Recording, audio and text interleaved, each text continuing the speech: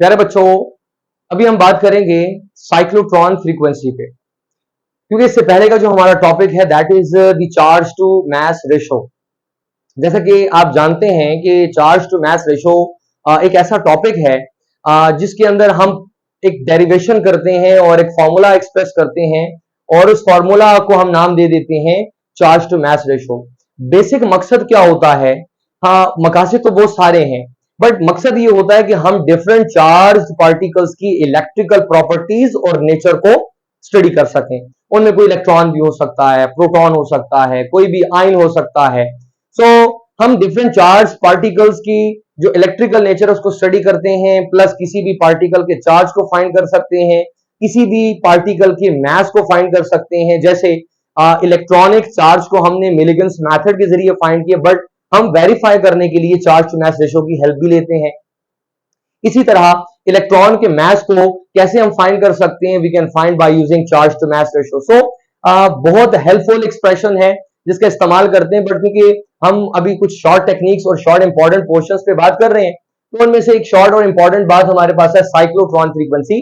अब क्योंकि last topic में हमने देखा कि जैसे किसी पार्टिकल को हम किसी यूनिफॉर्म मैग्नेटिक फील्ड के अंदर एंटर कर देते हैं विद सम वेलोसिटी, तो वो जो चार्ज्ड पार्टिकल है वो एक सर्कुलर ट्रेजेक्टरी में आ जाता है। हमने राइट हैंड रूल को प्रॉपरली स्टडी किया, देखा कि जो राइट हैंड में पाम है वो पॉजिटिव चार्ज को शो करती है, उसकी फोर्स को, और जो राइट हैंड हमारा है उसकी बैक साइड, जो पाम की बैक साइड बनती है, वो हमारे पास किसी नेगेटिव चार्ज की फोर्स को शो करती है। बट अभी यहां उसने क्वेश्चन किया कि कैलकुलेट करें the cyclotron frequency of neutron. So cyclotron frequency of neutron का तो फॉर्मूला अगर याद है आपको, तो हम वहां से कुछ ना कुछ हमें हेल्प मिल सकती है।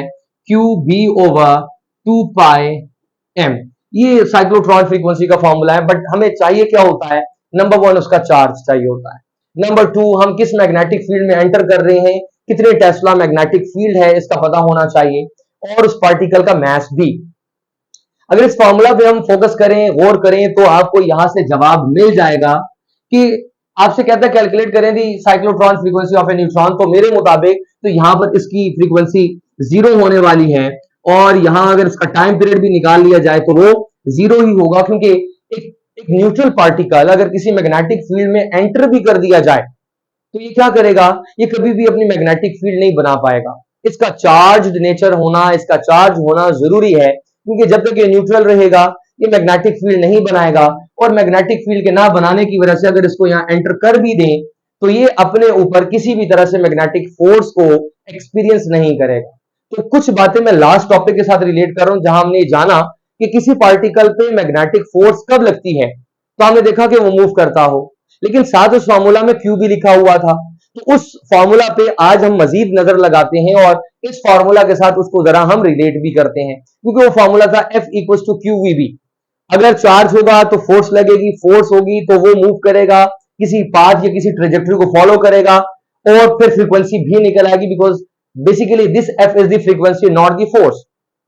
लेकिन अगर उस पार्टिकल पे मैग्नेटिक फोर्स लगेगी तो वो चलेगा, मूव करेगा, और फिर उससे फ्रीक्वेंसी निकलेगी। तो अगर फोर्स 0 निकलती है चार्ज के ना होने की वजह से, तो नजर आता है कि फ्रीक्वेंसी भी 0 हो जाएगी चार्ज के ना होने की वजह से। अलबत्ता अगर हमसे ये कुछ पैरामीटर्स गिवन करने के बाद ये सवाल करता है कि calculate the cyclotron frequency of proton and electron, so we can easily find their parameter and their values by using this expression, क्योंकि इसमें जस्ट हमें एक ही चीज मालूम करनी होती है, और वो हमारे पास है मैग्नेटिक फील्ड।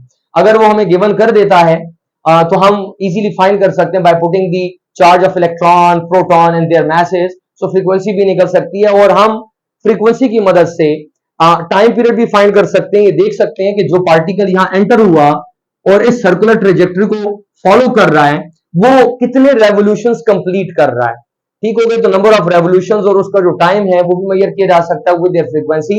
अलबत्ता इस सवाल के जवाब में टेक्निकली भी जवाब दे चुका हूं कि फॉर्मूला के मुताबिक एफ अगर हम फोर्स देखें तो क्यू वी बी, चार्ज 0 कर दिया जाए तो फोर्स जो हमारे पास है कैपिटल एफ, तो ये जो फोर्स है ये भी 0 हो जाएगी।